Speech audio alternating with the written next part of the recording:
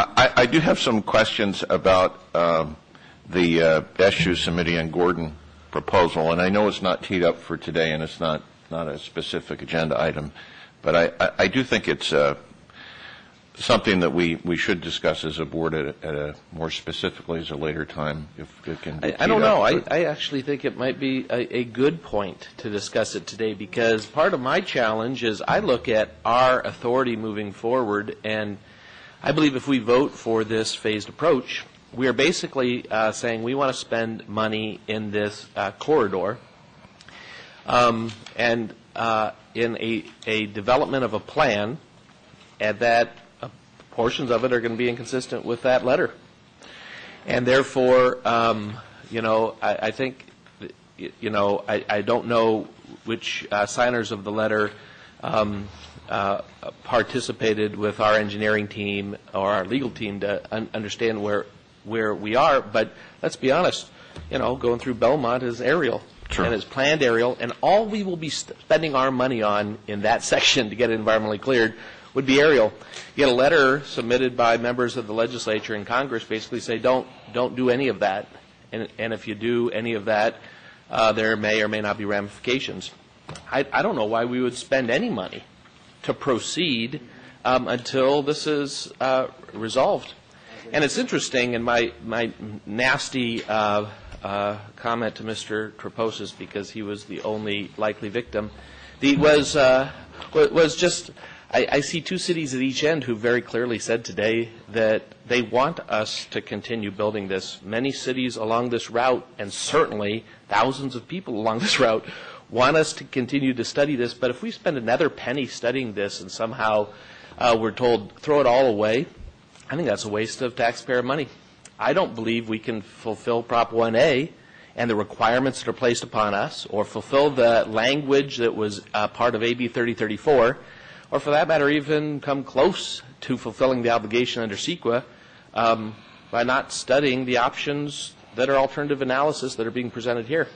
So I am really kind of stymied as well to say, do we just want to tell our team to continue to be diligent and focus and engage the communities and study this process, or do we just want to throw it all out and respond to a letter? And I think the board does. If we're not prepared to have that discussion today, so be it.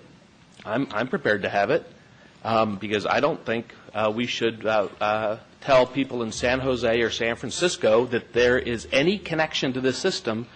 At least what we hear through a variety of legal interpretations of Prop 1A and CEQA, that we can proceed with this if, in fact, the contents of the letter supersedes what we do and we're told we're not going to get funding, if, in fact, that is something being expressed. And I don't believe it is directly being expressed, but I'm concerned about that in terms of moving forward. So welcome, Mr. Hartnett. Yeah, thank you. Well, I disagree and agree in part. First of all, the letter is a two-page letter that involves a lot of complex issues, and I don't think the letter is fully states the details of any particular proposal, because it couldn't. So I look at that as in part a starting point. Secondly, we haven't had a presentation and by anybody as to what that two-page letter fully means. And so we're left with guessing in some respects. We do know from the budget hearing last week, to which our CEO was invited, that Mr. Simidian has the view that the so-called blended approach that was generally described in their letter can be consistent with Prop 1A, and that a study of what I would call a last phase rather than phase 1 leading to phase 2 could be compliant with the environmental laws. That is not the view of the authority, I believe, but it hasn't been fully fleshed out by the authority so far as I can tell either. Additionally, what I heard at that hearing and listening in through the web was somewhat at variance from what the language of the letter was. For example, I thought the letter said that the build-out would be within the CalTrain right-of-way. Mr. Simitian said at the hearing, substantially within the CalTrain right-of-way. Well, that's different. There's reference to the proposal being a two-track proposal. There's already more than two tracks in the right-of-way, and there is room for 3 and 4 tracks at certain points in the right-of-way.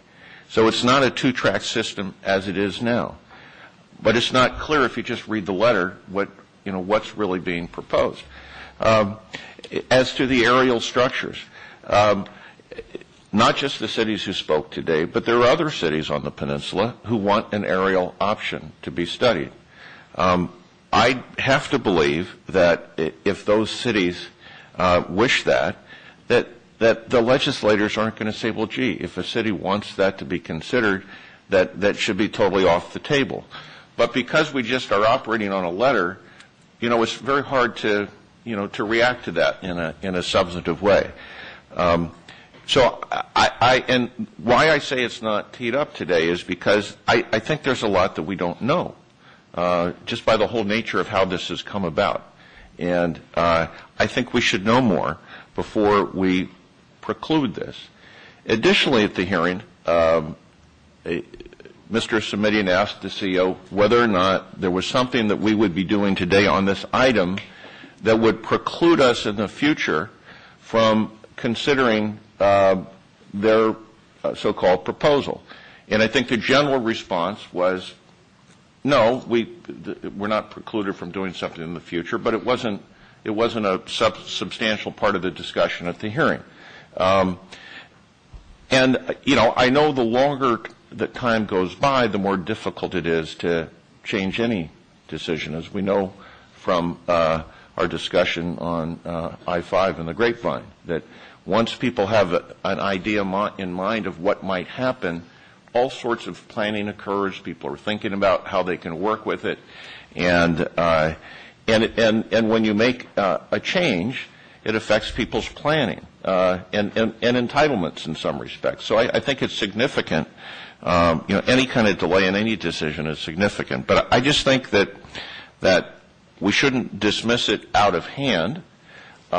We don't have enough information for us to independently conclude that it is either practical or that it is legal. And I don't think they have enough information, the legislators, to conclude completely that it is practical or that it is legal. But I think we need to give some more thought to it. Yes, thank you. Yeah, Mr. Van Ark, I know you are quickly studying to appear before Mr. Simitian's committee later today. So in the midst of that study, you asked to have additional comments? I just wanted to make Mr. Hartnett aware of the fact that we agree that the letter, of course, is a very short letter and therefore not all that clear. For exactly that reason, we did ask for clarification from the Senator, because we do believe that we need to understand the underlying reasoning as to how they came to that concept. Because if they could give us responses to our questions, that underlying reasoning could be understood, and we could then understand whether it is in compliance with Prop 1A and CEQA. Yes, thank you. Any other comments? Yes, Mr. This is a common question. As was illustrated earlier with respect to the discussion on the grapevine, we have to be careful not to be fickle with respect to either issues studied or even comments made. But at the same time, we have to be flexible because circumstances change. We know more, political dynamic changes, all sorts of things. And so this is a question perhaps for one of our future meetings. And that is, and again, we don't want to make too much of concerns expressed by legislators, but we have to take them into account. If we should decide that perhaps under our mandate to build a system from San Francisco to Southern California, that we want to, in building the system, reprioritize. What are our constraints? So, for example, let's say we decide not to prioritize the peninsula, but go to Southern California, for example, the Inland Empire, to San Diego. What are our constraints? Perhaps Council can respond under Prop 1A. I understand some of that's in Phase 2. Can we move it up to Phase 1? And what are our practical constraints? So if you can answer that question today, great. If not, I think that's something for future consideration. I would love to hear the answer to that question. I think Ms. Schenk also maybe, did you want to? Yeah. Let's hear let's hear Ms. Schenk actually first posed that question. And to the extent that there's an issue among the board members, it was originally raised by Ms. Schenk. Thank you for teeing it up and being so diplomatic about it. For the purposes of the new members and the reasonably new members, the reason that we have a Phase 1 and Phase 2, besides funding, is that early on, the Sacramento to San Francisco and the San Diego to Los Angeles corridors were not seen as priority. I can speak for the Los An corridor. That was not seen as a priority because when we, a very different group of us, had a meeting in San Diego about 5 years ago, there wasn't a lot of enthusiasm for the project because they were looking at maglev. Over the 5-year period, a lot has changed, and that entire corridor has transformed, and there is a significant amount of support in the corridor amongst the 4 counties through which high-speed rail would traverse. The speakers who brought up the issue of ridership and modeling, you don't need a model in the Los An corridor. The ridership is there and has been there since the early 80s. It is the second busiest rail corridor in the United States in terms of ridership, and on snow days probably the busiest when the Northeast corridor is shut down. So the ridership is there. Every modeling that has been looked at shows that it can be a very profitable corridor. Building on what Commissioner Umberg has said, the issues along the peninsula are not new.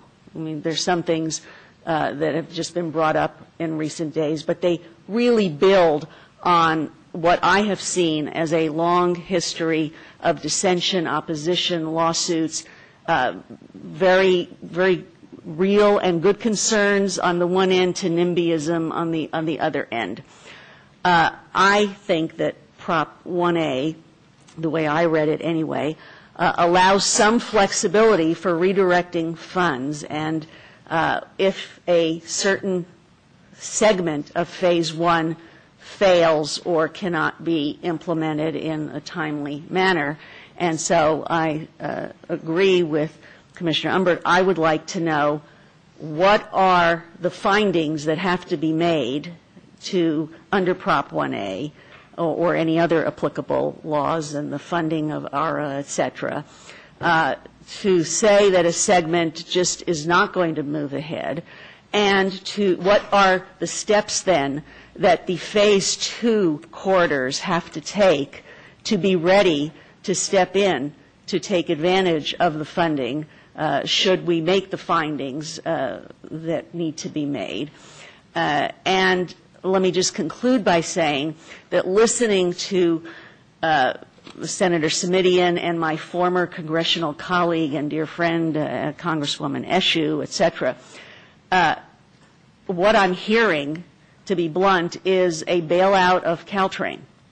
And I, for one, don't want to see our precious high-speed rail funds that were so hard to come by, and I'm speaking as a person who was there at the very beginning in 1981 when it was truly just a fantasy and a pipe dream. And now we're at the point where we have money. I don't want to use those monies to bail out any regional transportation system, including the Surfliner in my own community, and especially CalTrain and others. So with that, I'm very interested in hearing what steps we can take. I'm Deputy Attorney General Amy Wynn. I'm the council's, or the board's counsel at the Attorney General's office. I can't answer your question of all the findings that are necessary and what steps do you have to take. That's something that would require study and coordination and consultation, and I'm not prepared to give a response to that today. However, I will just second your statement that my understanding of Prop 1A about the prioritization of the segments is also that there is flexibility in the statute. That is, of course, a question that we'd have to look at and study, but and I want to take care that we listen to Chairman Pringle's concerns that we not send off any signals or show our fickleness, but yes, there is flexibility in the law. Well, Mr. Chairman, could we ask staff to ask counsel to give us that information? It is purely the information, if it is possible, what are the steps, et cetera. I think all of us would at least like to be educated about that. Yes, I think that would be good direction, good knowledge to have, and under every circumstance, just to know what those options would be. Thank you, Ms. Schenk. Thank you. Mr. Chair? Yes, Mr. Hartnett. That's consistent with what I had in mind in terms of us evaluating the proposal. The kind of findings that have to be looked at and determining what findings and what you're comparing it against, I think that's the same kind of effort that I think has to be made to understand at all whether what is being proposed is practical and legal. Because certainly, I think it's beyond just listening to legislators. It is not a bailout of CalTrain, from my perspective. It is making, how will this system most effectively work in a way that it can be funded, and to get to the Transbay Terminal, and have the ridership that, be able to have the capacity to carry the ridership that is predicted, and for it to be a sustainable system. And so, I think it's important that we have an open mind as to how to do that. I'm not saying we fundamentally change things, but I think we have to have an open mind. And I just don't think, unless we have the kind of analysis that was just discussed, that we can say for sure. Yeah, and I believe you have full knowledge of what this board has done in the past, but so forgive me if I say something you already know. But I think this board has been very open to looking at alternative ways to deliver the mandate that is the requirement of this board. And in fact, in Southern California, when many of these same issues were evident in terms of adding 2 additional grade-separated tracks, this board voted to move forward with a shared track option and to work with the FRA, find out how it can work in a legal, safe, proper way to also meet the requirements of CEQA, Prop 1A, and 3034. If some option is presented that says all of this work that has been done up till now in studying multiple options has an impact that is not sustainable, but here are other options we wish to study that still meet the parameters of Prop 1A, CEQA, and 3034, I don't believe this board in any way would turn its back on studying and looking at other options.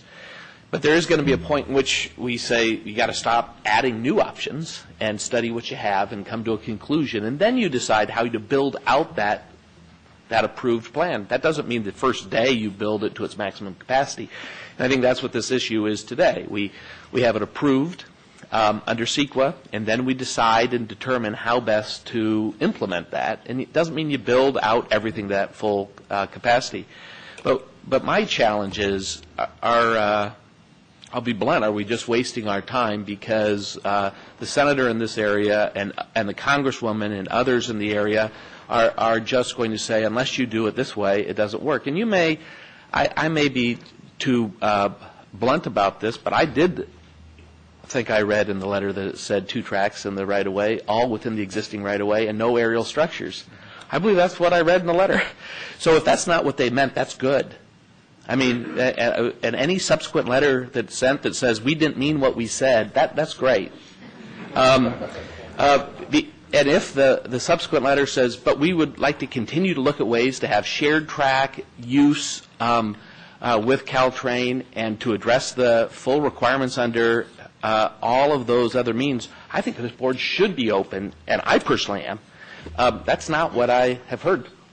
So we stand, I think, here saying we'd like any of those other alternatives presented, be that by the locals or others. But one of my challenges, I don't know why we would spend, as Ms. Schenk pointed out, high-speed rail dollars to electrify a corridor in which we may never be able to build in. I believe there was that end around by a previous SU letter, by the way, that said specifically, give us the high-speed rail money so we can electrify CalTrain.